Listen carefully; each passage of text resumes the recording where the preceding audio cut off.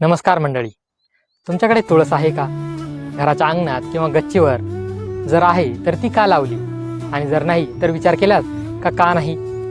मोगरा, जाई, जुई, चाफा इतकी सुंदर सुगंधी झाडं आहेत, तरी सगळ्याच घरात तुळसच का लावली जाते? मंडळी, तुम्ही कधी विचार केला आहे की तुळशीला एवढं महत्त्व का दिलं जातं? का ती झाड नाही तर देवी मानली जाते? का तिच्यासाठी एक मंदिरासारखं वृंदावन उभारलं जातं? का दर संध्याकाळी तिच्यासमोर दिवा लावला जातो, आणि तोही अगदी भक्तिभावाने? ही परंपरा आहे, श्रद्धा आहे, की खरंच यामागे काही विज्ञान आहे? आज आपण अशा गोष्टीबद्दल बोलणार आहोत जिच्यात धार्मिकतेचा आधार आहे, पण वैज्ञानिक विचारांची खोल मुळं देखील आहे.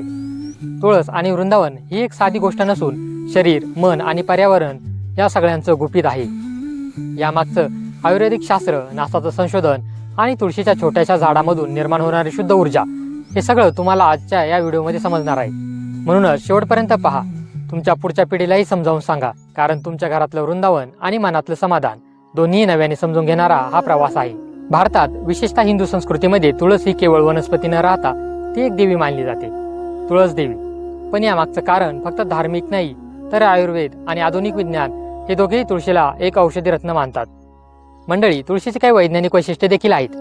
तुळशीचे पाने ही अँटीव्हायरल, अँटीबॅक्टेरियल तसेच अँटी फंगल देखील आहेत. जर आपण तुळशीची पाने रोज चघळली तर पचन संस्था देखील सुधारते. तसेच थंडी, ताप हे देखील कमी होते. सर्दी, खोकला दूर होतो.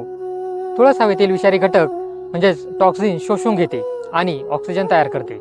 संध्याकाळी वातावरणात वायूचा दाब हा मोठ्या प्रमाणावर वाढतो. तुळशीचा सुवास हे आपले मन शांत ठेवण्याचे काम करते. इंडियन जर्नल ऑफ क्लिनिकल बायोकेमिस्ट्रीच्या एका अभ्यासानुसार तुळशीच्या पानांचा रेग्युलर वापर केल्यास रक्तदाब नियंत्रित राहतो. नासाच्या क्लीन एअर स्टडीमध्ये तुळस किंवा हॉली बेसिलचं स्थान हे टॉप 10 एअर प्युरिफाईंग प्लांट्स मध्ये आहे. म्हणजेच आपली आजी रोज तुळशीला पाणी घालत असे, ते केवळ श्रद्धा म्हणून नाही, तर आपल्या आरोग्यासाठीही एक मोठं आणि महत्त्वाचं काम ती करत होती. पण मंडळी, यासाठी आता वृंदावनच का? फक्त तुळस लावली असती तरीही चाललं असतं. मग आपल्या पूर्वजांनी त्यासाठी वृंदावन का बांधलं? वृंदावन हे फक्त झाड लावण्यासाठी नाही, तर त्यातील ऊर्जा साठवण्यासाठी देखील असतं. यामध्ये तुळशीभोवती चौकोनी किंवा अष्टकोनी प्रकारचं बांधकाम केलं जातं. मंडळी, वृंदावनाचं तोंड नेहमी पूर्वेकडे असतं. त्याचं मुख्य कारण म्हणजे सकाळचा सूर्यप्रकाश हा तुळशीवर पडावा. वृंदावनाचं बांधकाम हे माती, विटा, चुन्याच्या पेस्टने केलं जातं, जे पूर्णतः नैसर्गिक असतं. काही घरांमध्ये वृंदावनात गोकुळ, राधाकृष्ण यांचं चित्र नसतं. ते आपल्याला दिव्य भावनेत गुंतवतं. तुळस अधिक सूर्यप्रकाश, अधिक स्वच्छ परिसर, आणि या सर्वांपासूनच तयार होतं ते म्हणजे शुद्ध हवा आणि सकारात्मक ऊर्जा.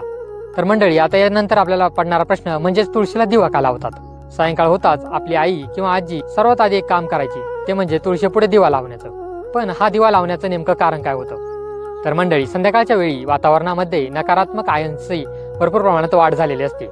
दिव्याचा प्रकाश आणि उष्णता ह्या आयन्सना संतुलित करण्याचं काम करते. तुळशीच्या आजूबाजूला प्रकाश निर्माण झाल्यामुळे विषारी कीटक, डास दूर राहतात. तसेच मंडळी, दिवा लावताना शुभम भवतु शांती असंही म्हटलं जातं. हे एक पॉझिटिव्ह अफर्मेशन आहे. यामुळे दिवा लावणे हे फक्त धार्मिक कृती नसून सायकोलॉजिकल मेडिटेशन देखील आहे. मंडळी, आजचं युग हे ताण आणि चिंतेने भरलेले आहे. पण सकाळी लवकर उठून तुळशीला पाणी घालणं, दिवा लावणं, प्रदक्षिणा घालणं हे एक रुटीन आहे. आता तुम्ही म्हणाल, ते कसं काय? तर मंडळी, या सर्वांमुळे आपल्याला लवकर उठायची सवय लागते. दिवसाची सुरुवात ही एका सकारात्मक क्रियेने होते. ज्यावेळी आपण प्रदक्षिणा मारतो त्यावेळी मंत्रोपचार केले जातात. यामुळे आपल्या श्वासावर नियंत्रण होतं. यामुळेच मंडळी, आपला मेंदू हा शांत राहतो आणि डोपॅमिनचा स्तर वाढतो. म्हणजेच तुळशीचं पूजन ही एक मेडिटेटिव्ह प्रक्रिया आहे, जी आपलं शरीर आणि मन दोघांनाही शांत ठेवण्याचं काम करते. तुळशीचं महत्त्व हे केवळ भारतापुरतंच मर्यादित नाही. ग्रीक, रोमन आणि चायनीज मेडिसिन सिस्टममध्ये सुद्धा हॉलिबेसिलचं खूप मोठं महत्त्व आहे. WHO म्हणजेच वर्ल्ड हेल्थ ऑर्गनायझेशनच्या नुसार तुळशीला ॲडॅप्टोजेनिक हर्ब म्हणून ओळखलं जातं. म्हणजेच ते घटक जे शरीराला स्ट्रेस सोबत लढण्यासाठी मदत करतात. तसेच मंडळी, याचा पर्यावरणासाठी खूप मोठा फायदा आहे. एक तुळशीचं झाड हे एका दिवसात 20 तासापेक्षाही जास्त ऑक्सिजन तयार करतं.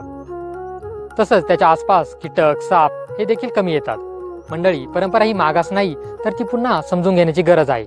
आज आपण तुळशीकडे एक देवता म्हणून बघतो, पण खरं तर ती आहे ज्ञान, शुद्धता आणि जीवनाची शक्ती. तुळशीचं वृंदावन ही परंपरा आपल्याला शिस्त, नम्रता आणि शाश्वत जीवनशैली ही शिकवते. जर आपण आपल्या पुढच्या पिढीला हे नीट समजावून सांगितलं, तर परंपरा म्हणजेच अंधश्रद्धा नाही, तर अनुभवाची शहानिशा हे त्यांना कळेल. मंडळी, अशाच नवनवीन माहितीसाठी गावातला विचार या चॅनेलला नक्की सबस्क्राईब करा आणि हा व्हिडिओ आपल्या जास्तीत जास्त मित्रमैत्रिणींना शेअर करा. असेच नवनवीन माहितीसाठी आपल्या चॅनलला नक्की सबस्क्राईब करा. भेटूयात पुढील एका नवीन व्हिडिओमध्ये. धन्यवाद मंडळी.